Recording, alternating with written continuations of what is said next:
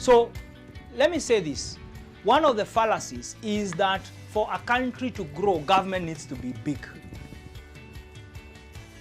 And by big means that once you get into that office, unaleta ndugu yako, unaleta dada yako, you bring your auntie, everybody from your village is lining up behind you. I know some of you are saying, that's not me. Wait the day you are appointed. No, it's so true. The day you are appointed, even that cousin you never knew existed, they will exist. Yeah, anasema tu mimi nipe tu chochote, anything yako tutakula nini, you know.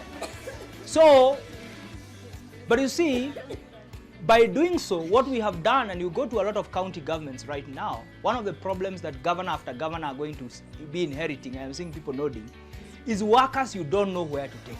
Yes. No, forget about ghost workers. Actual workers.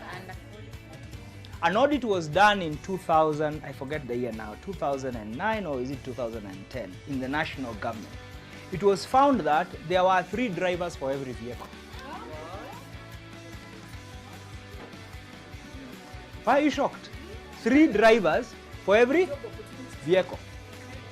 Because of how, you know, and then what happens in counties, just before we went into devolution, as those of us who love devolution were busy singing about devolution, what the county councils that were there they did 2 things. One, they came up with these funny collective bargaining agreements that pushed salaries to levels that are unimaginable. So you have counties today, and unless they have corrected it, where a master's degree holder earns less than a diploma holder. Because you see, you cannot go against, and the constitution is very clear, you cannot change salaries to disadvantage somebody from their former position.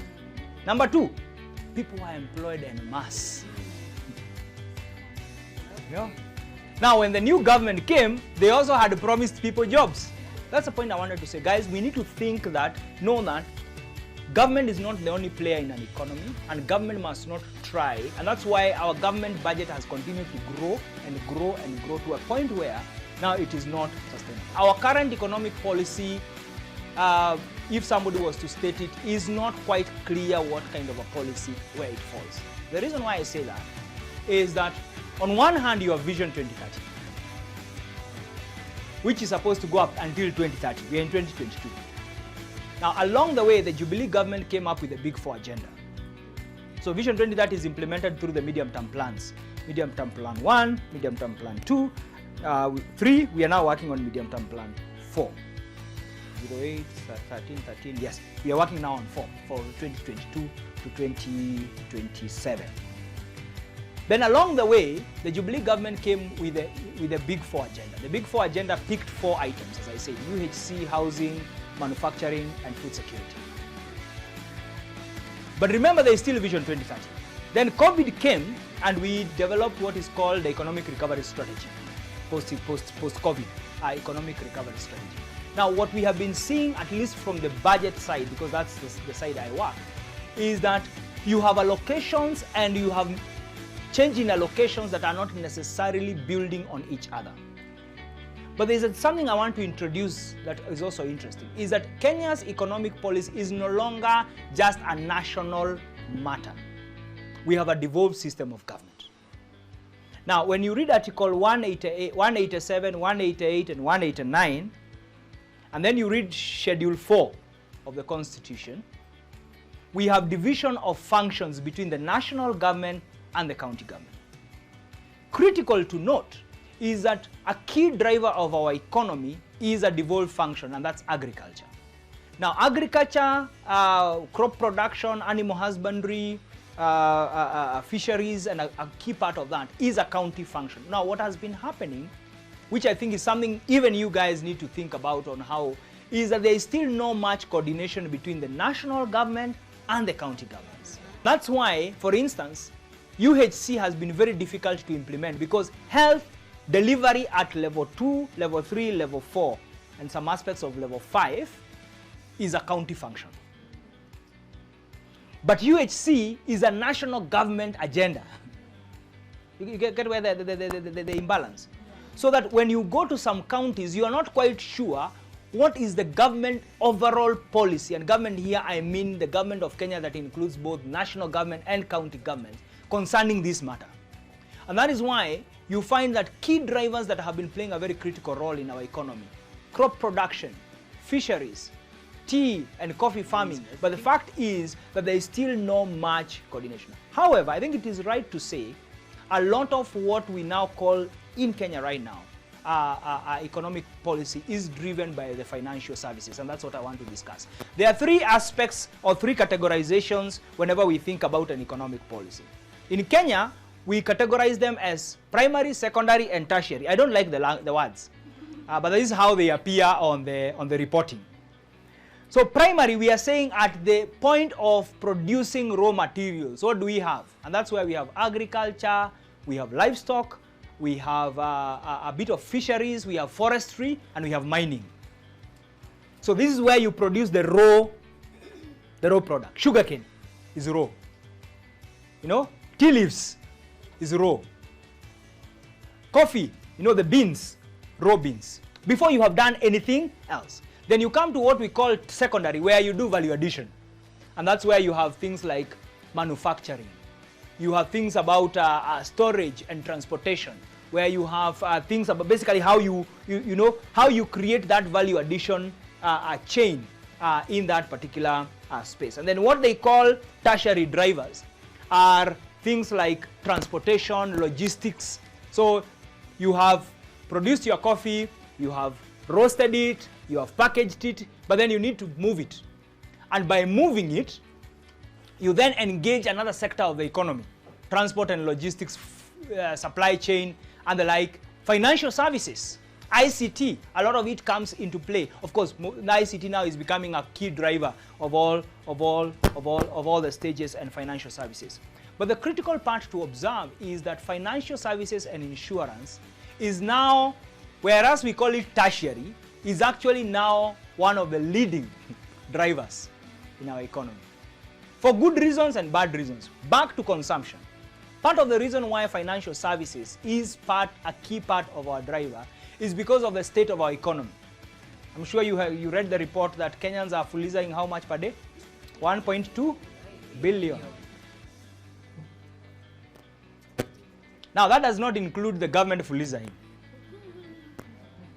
That's citizens. You're laughing. Government fulizas also. Some of you are asking, how does government fuliza? Fuliza from World Bank.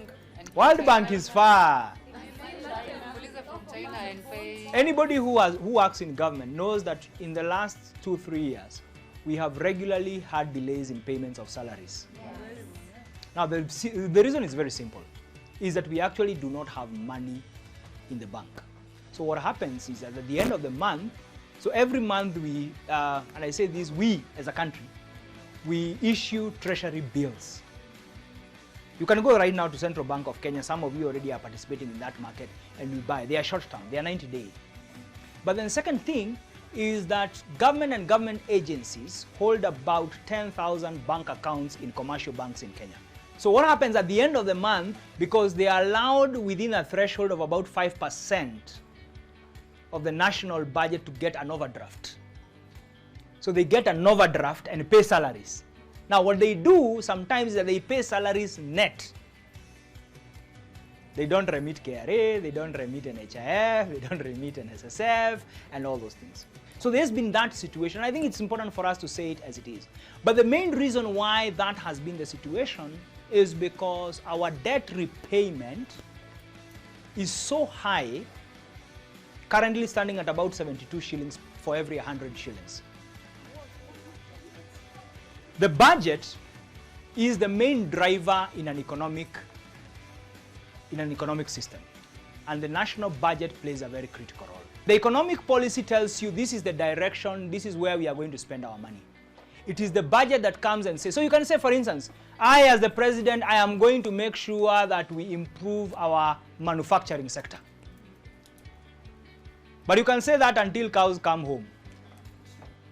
But the budget is what now allocates money. So budget does two things. First of all, the budget allocates resources how we shall spend, but also indicates where we shall get the money from.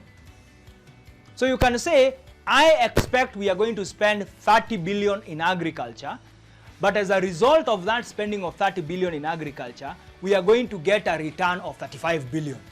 So in other words, already you are talking of a surplus in that way. So we buy our own maize, we eat our own maize, we buy our own beans, we eat our own beans. So the budget becomes the fuel that actualizes whatever policy you have. Now, what that simply means, Madam President, is that if it is not in the budget, it does not exist, because the budget is the main instrument through which a government, remember I kept saying the terms we defined at the beginning, it is the main instrument through which a government actualizes its economic policy through three main ways. One, it allocates. So allocate for early childhood education, allocates for sewerage management, allocates for climate conditioning, allocates for all these things. That's the allocative role. But there's a second role that government plays through the budget, which is a stabilization role. A stabilization role means that when for instance, right now the inflation, the cost of food is going up. So as we talk right now, the cost of petrol is how much at the pump? It's 150. 150 or 155? 150, depends on where Kenya gani unatoka. So the Kenya I come from, it's 150.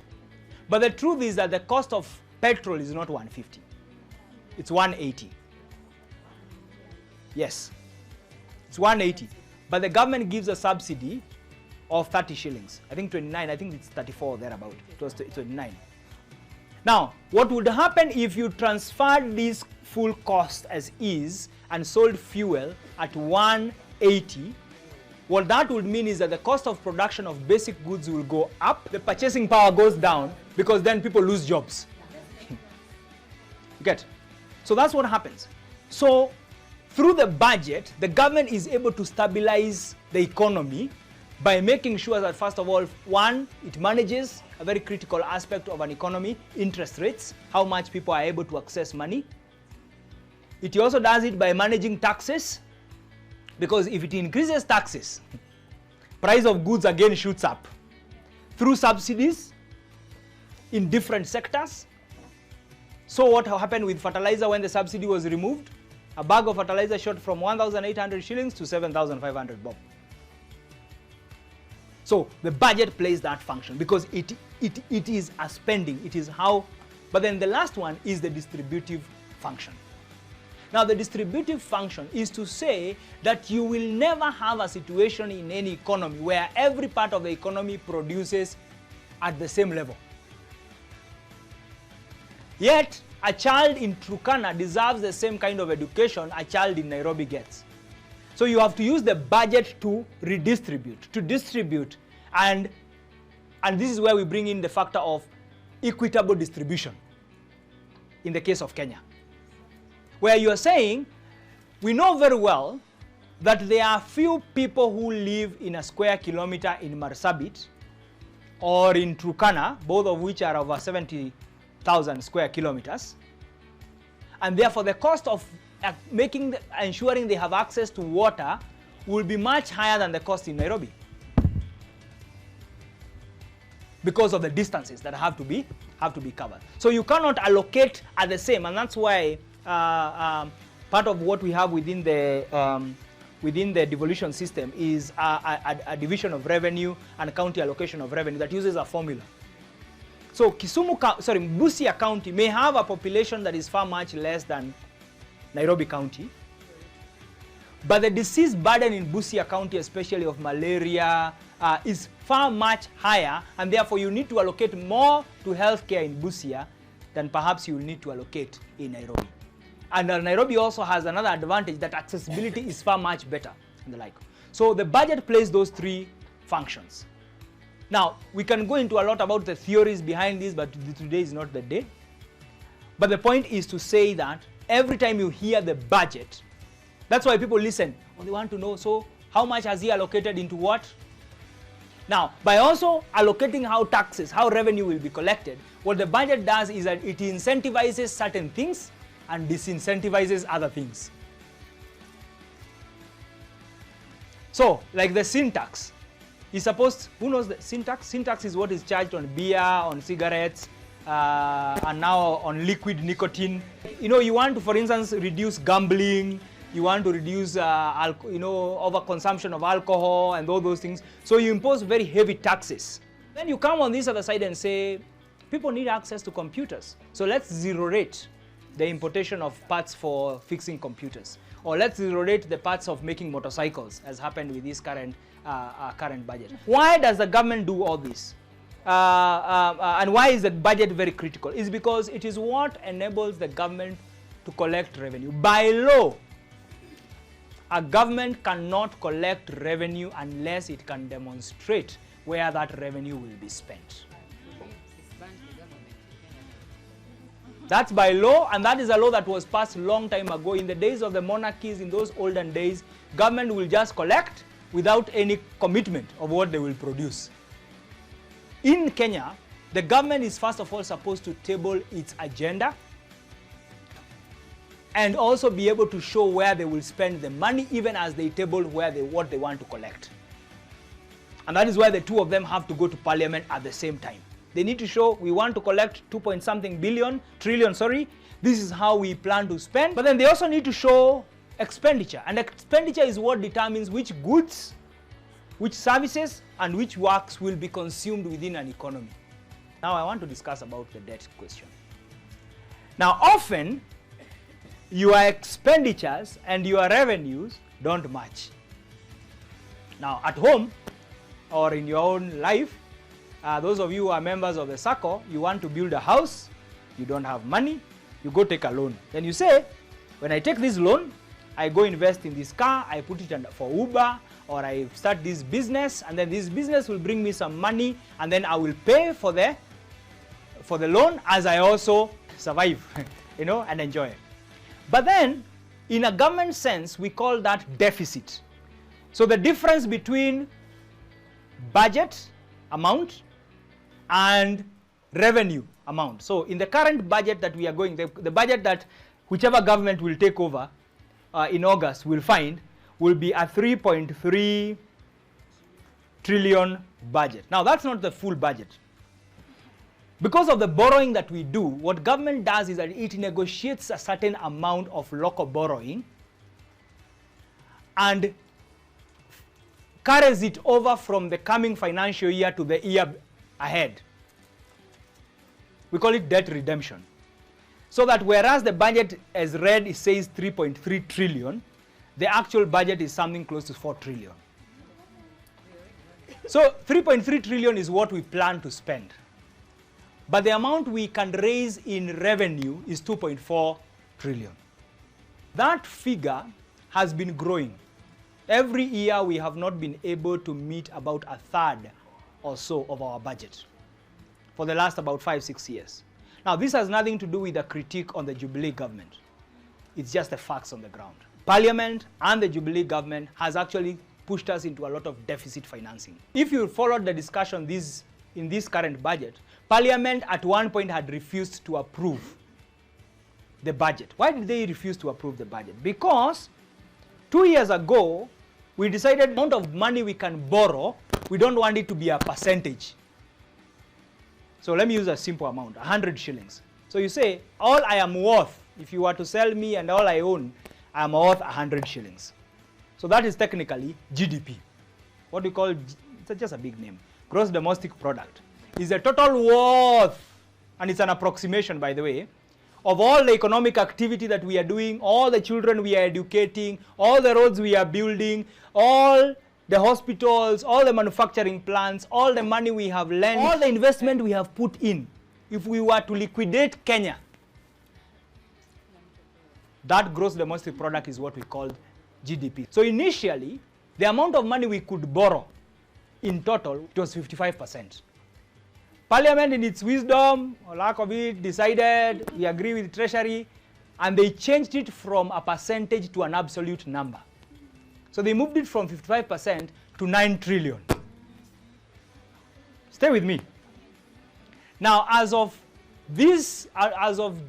December 2021, we were already at 8.6 trillion. And therefore, our difference is how much? 400. But our deficit is how much? Because 8.6 trillion is not a small amount. Now, our total worth as of, according to the economic survey, is 11 trillion. So means, if you are to liquidate and pay your debts at 9 trillion, that's like 80% of your economy. And that's when now the red flags. The red flags we've been talking, when you hear us, we are not just yapping out there. We are just not hating. We are asking, how will you pay? So, but let me come back to the revenue side. So of the 2.4 trillion that you plan to collect in the coming year, some of that money is not money that it's not tax. Because this is money that you charge for certain services. When you go to apply for a passport, you pay some money. Yeah? When you go to the Ministry of Water and you get services of a service called water, you pay some money. When you go to exchange to transfer your title deed, you pay some money. When you go to apply for your logbook, you pay. So there's some. So when you come down to actual revenue that we can use to pay debt, it's about 1.8. Now, let's come to expenses of government. Now, expenses of government are broken into three major areas. The first one is what we call consolidated fund services. These are mandatory expenses. And there are three main expenses we do there. The first expense is debt repayment, because that's non-negotiable. The second payment we do there is for all constitutional offices, because we said they're supposed to be independent. Their money should not be played around with. So we have to pay them their salaries. That includes both sitting president, former presidents, and all that, all constitutional offices, and the last one is pension. Now, our pension in this country has not been contributory. It has been you work. The day you retire from government, they calculate all your money and they give you. Now, this money was not necessarily budgeted for. So what is the picture like right now? The picture like is, as of the current financial year that we are in, 2021-2022, our total collection we were expecting for 2021-2022, the current financial year, we were working with 2.1 trillion. So 2.4 is for next year. It's for the year starting in July 2022. For this year, we are working with 2.1 trillion. Our expenses for that one first category, before I come to the other two categories, is 1.3 trillion. Higher, do 1.8. So 2.1, forget about 300, which is the rates you pay to government. So it's about 1.8. 1.8 minus 1.3. So you have 500 million left. Now let me come to the other two categories. The second category is the recurrent expenditure for the rest of government. So salaries for all public servants, running of offices, maintenance, operations, travel, all those things. And then the last category is what we call development expenditure, capital spending. Technically, you're supposed to spend at least 30% on development and not more than 35% on salaries. So what has been happening, friends, is because you are left now with just about 500, 800 million to provide all the services. Now, by all the services means all agriculture services, all healthcare services, transfer to counties, which take about 370 billion of that 500. Then now the borrowing has just been spiraling. Now let me come back to the revenue. The revenue is not assured. This is the revenue you are planning for before you collect, because you don't collect revenue upfront, deposit it in none of us pays tax for next month, this month. So government collects as it spends, and therefore the assumption is you will actually reach your target. But what has happened, unfortunately and painfully, is that even when we have not reached our targets for revenue, instead of reducing our deficit, we've actually increased our deficit with the missed target. So we have had years where Deficit has gone up by, 1 year it went up by 76%, another year it went by 2, and I can provide you with this data because this is data that I have. So debt repayment alone for the current financial year is about $1 trillion, which is about 30% of the total budget. So our debt repayment this year alone is about 1 trillion shillings. Next year is going to be playing around the same. Now, this is the amount of money that we need to pay. But the borrowing, the deficit that we still don't have even for the current next financial year is similar amount. Either government that comes in August this year will have a task that is undauntable.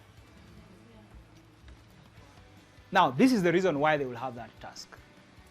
Now, how debt is organized, anybody who has ever taken a loan knows there is something called principal and interest.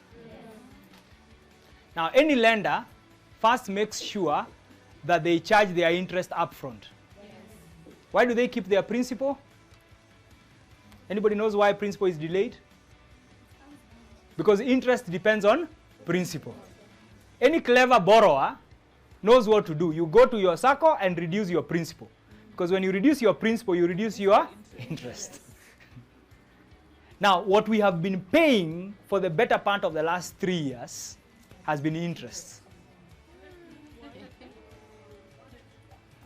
Principal payments are coming in 2024, 2025, and 2026. Now, but let me give you the last sad news, then I can continue with better news. There's more. In 1990, because I said I will paint this picture as clearly as possible so that you see what we are dealing with. In 1990, we had something called the Structural Adjustment Program. Technically, what we did that time is that we froze employment in the public sector. We gave a couple of older Kenyans early retirement. It was called the Golden Handshake. Now, what happened is that the people we employed just around that time, the last cohort of civil servants we employed around 1990 to 1995, are retiring between 2020 and 2025. Now, pension processing has been taking about 3 to 5 years. And the reason why it's been taking 3 to 5 years is because the total pension demand, if all pensioners were to be paid today, it's about 2 trillion Kenya shillings. So there has been delays. So two things happened. Kibaki was clever enough, he increased the retirement age from 55 to 60. Basically just kicked the can further down the street. I worry there might actually be an increase from 60 to 65. It's okay, they can take to 70. So that then some go by natural attrition. So we also have a huge pension deficit coming. But the good news is that from, I think this year, or is it last year, civil servants are now contributing for their own pension. But somebody may ask, but how is that connected to the cost of living? Cost of living, debt is future tax. Part of the conditions we signed with the IMF to be able to get the money we've been getting in the last 2-3 years is that certain taxes that had been done away with will be reintroduced. So government is caught between either foregoing certain services for citizens or increasing taxes. Because if already 70% of your money is going to what you cannot say no to, it's already assured it's going to pay debt, the 30% that is left, you still have to borrow more. Now, but the borrowing is now moving from what we call international lenders to domestic borrowing. Now, domestic borrowing, technically what it means is that it has a crowding effect on private sector and you. So you and I cannot go and compete with government at cooperative bank. That's why you saw the kind of amounts CEOs are earning of banks. I think it was in the paper yesterday. You know? That's why Morevi can bank 230 million in a year, because a lot of that money is coming from lending government. Targets are met, yeah? So I wanted to show you how government consumption and private economic activity can feed each other, while the people on the ground actually are only servicing that kind of appetite. Before I went into politics, I was working for the University of Embu, and I don't want to mention names, but we had a pensioner who was managing our pension. And for the longest time, your employer contributes a certain amount, and as an employee, you contribute 50%. So at the end of the time when you want to leave your employment, if, for example, you had saved 2 million, they were allowing you to take 75% of that amount, mahali you retire. Even if you leave, not even retire, resign, even if it's at 29.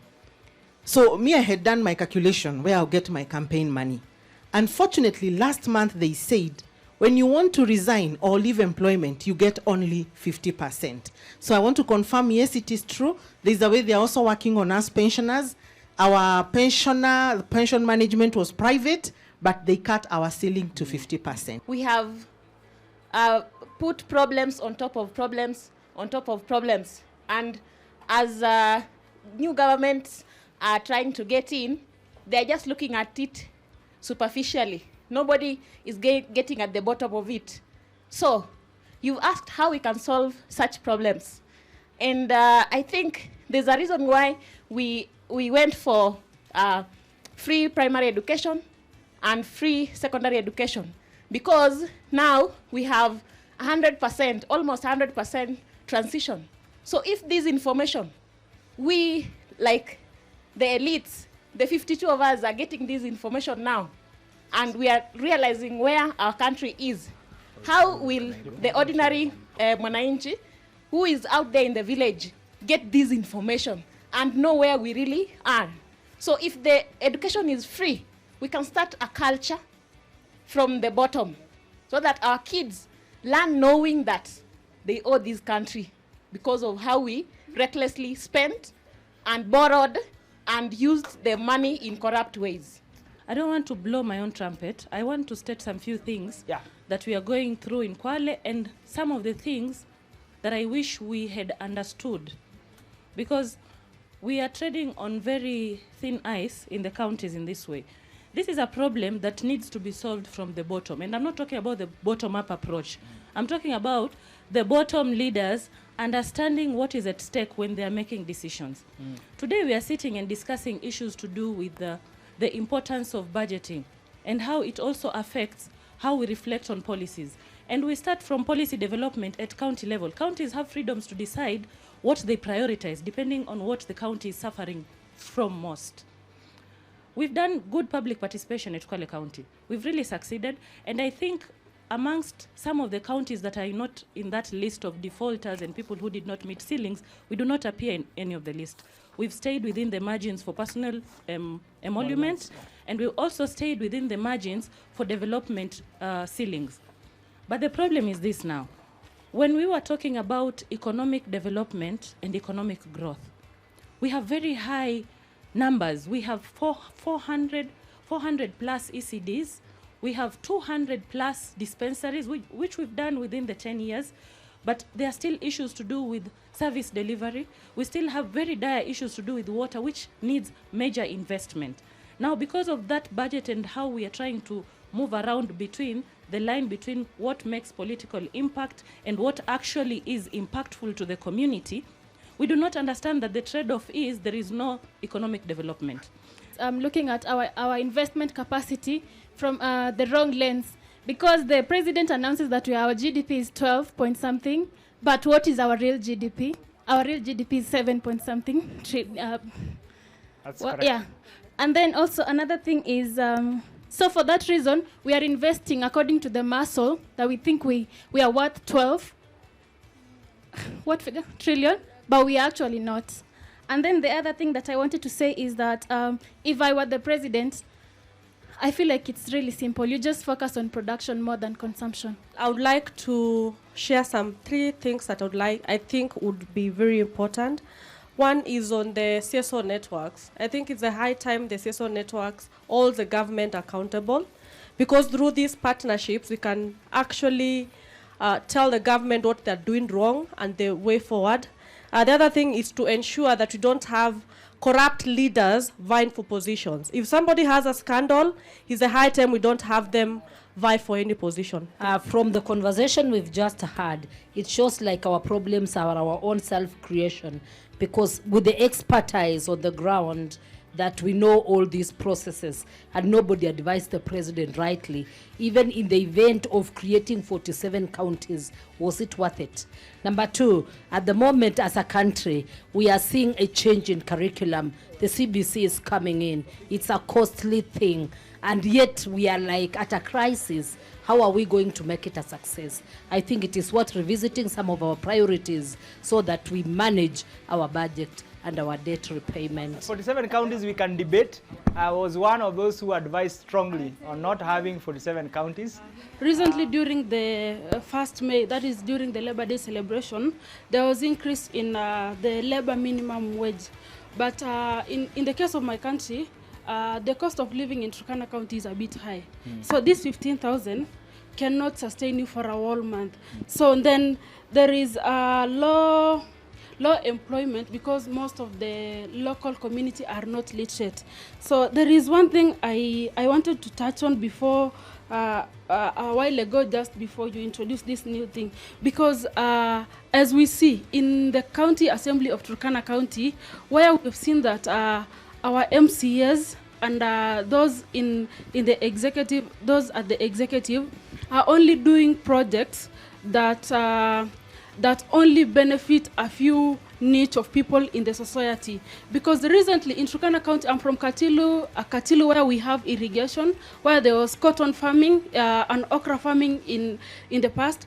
But now the Katilu irrigation scheme has gone extinct, and we get the products from Uganda, yet Turkana County is in the capacity to produce agricultural goods, and then we can have this money circulation within the economy of Turkana County. So, and even in other counties, Uasin Gishu, Trans Nzoia can increase and scale up their production of maize and cereals to help in matters of food security, because we saw the last 2 years the government of Kenya had to import maize, something the local farmers can produce through like subsidy on fertilizers and capacity building to these farmers. So the government of Kenya is basically failing us, and me as the Miss President can say that we have to strengthen these new startups that we have on the ground, from the agricultural sector, from the innovative sector,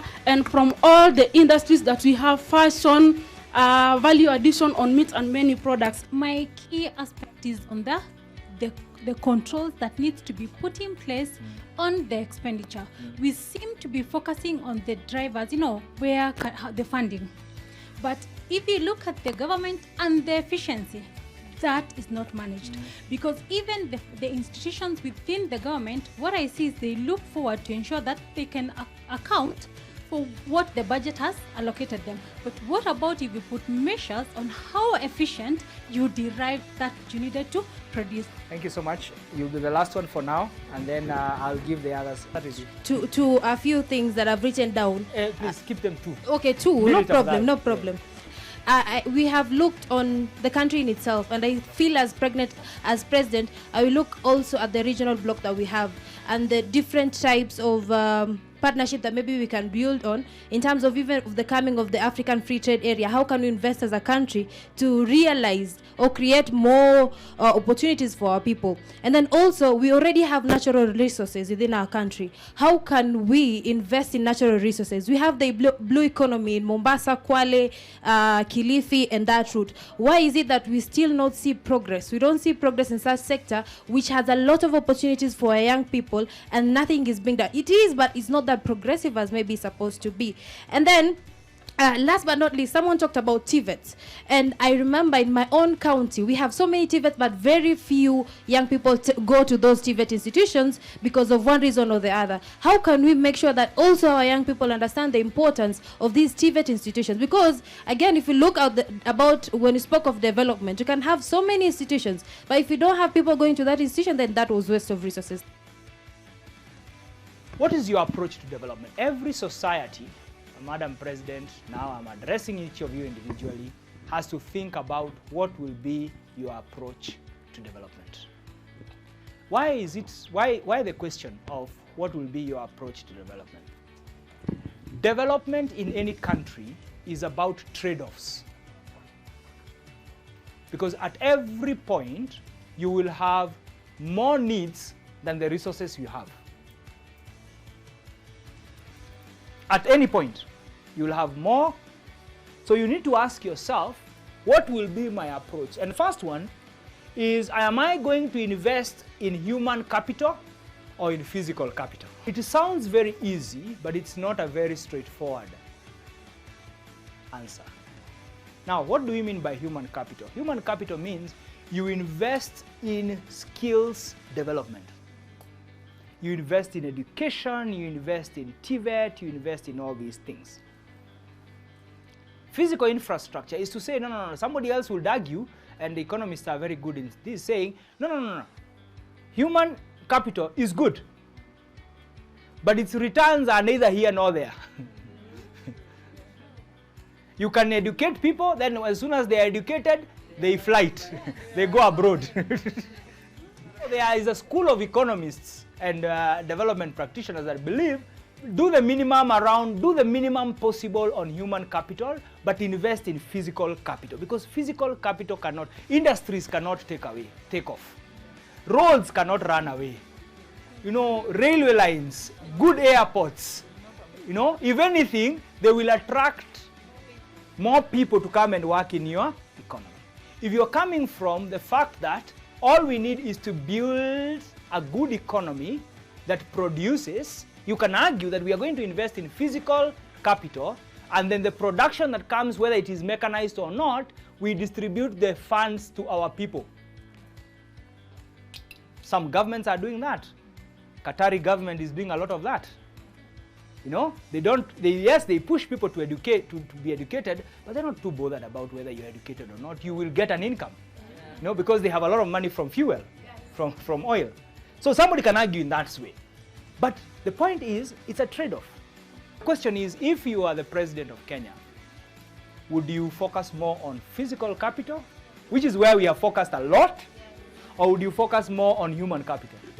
The second one is to ask, are we going to to focus more on investments or active industrial policy? What does this mean? Investments means that we create an environment for private sector to thrive. Remember what I talked about investment. So private sector comes with their money and their technology. So the guys who argue from the investment side say the role of government is regulatory. Government should create a functional environment for other people to come and thrive. That the role of government is to create a thriving environment, and then when the private sector thrives, you tax them, then you take the tax and redistribute it to core basic services, healthcare, education. Remember, we are still on economic policy. Please don't forget. We are still in this production consumption. So you say, we are still, and that does not mean that you don't, by the way, even from the first one, it doesn't mean that you don't educate people. It's just where you lean more and where you put more of your effort, So you say, are we going to put, or active industrial policy? Or are we going to be the government that basically runs the cotton fund, tea development authority, sugar development authority? We are the guys active. So government is involved in the day-to-day running. And this has been tried. When you think about things like the Nyayo bus, the Nyayo T-zones, all these, how many were they? Almost 50 state-owned corporations. All of them are around the active industrial policy. Countries like Singapore and Malaysia did a lot of this. Active industrial policy. They were involved. They formed companies, for housing companies. They formed companies for all this development that we want. I mean, if you read From Third World to First World by Lee Kuan Yew, you get a lot of that. So the question is, if you are the president, would you focus more on investment and say, let us make the climate conducive, let it make the environment, good for everybody to play, when people come here, investor friendly and all that, then they will pay taxes, and then we take those taxes and we meet our or direct industrial policy. The third one is to ask, should government focus on debt-driven kind of development? In other words, borrow for infrastructure, or focus on basic services? Health, water, basic services. No, debt here, meaning basically is capital-intensive kind of development versus basic services. Again, there are people who argue, borrow, invest in infrastructure, then what you make from that infrastructure, use it for public service. Somebody else would argue, and it is a fair argument, saying, no. Invest in services. When these people are healthy, when these people are well educated, they will generate the income you need, and you will get the money to put into infrastructure. Now, remember, there is a time delay factor here. Should you wait until everybody in Turkana is educated so that then they come and build the road? And lastly, do you focus on physical or do you focus on social security? Again, physical security here we are meaning more police on the roads, more guns. Physical security, that's what it means. Yeah. Social security is that there are safety nets where people can fall back on. If they are not employed, there is welfare funding, there is all those are social safety nets. I said, you either create opportunities for your people or you expand your prisons. Anybody who has listened to Lucky Dube's song, all they built were more prisons. Yeah? Because they were not creating opportunities for the black population, and therefore more are in crime, and because more are in crime, more had to go to jail. So what do? You expand. So the question is, what do you invest in? Now, if you invest in physical security, you create investor confidence. More people are able to come and invest in your county. Even if they are thieves, they are going to be arrested. You can hold a free cities conference in Kisumu, and people will come and invest in your area because physical security is assured. Nobody will come and do the Zimbabwe thing where people just walk into your farm and destroy your industry. If you choose not to invest that and invest in social security, you have to spend more money from your coffers, because it means when people are unemployed, you create welfare funds. Because that's what social safety nets are about. The question is, so then, what is the role of the president in all this? So I've spent the morning trying to describe why that office should be avoided. But you guys are still courageous now that none of you has run away. You're still here. So what then becomes the role of the president? The president has, in my opinion, has four main roles. One is that she has a role, in this case, to form government and appoint officers to run the day-to-day decision making. Economic policy is a matter of day-to-day decision making. As I have presented in the discussion in the previous slide, there are no black and white, very few choices are black or white. They are gray decisions. Number two is through their manifesto, they determine the development agenda of the country. So when we go to vote, we vote based on their promises. And this happens across the world.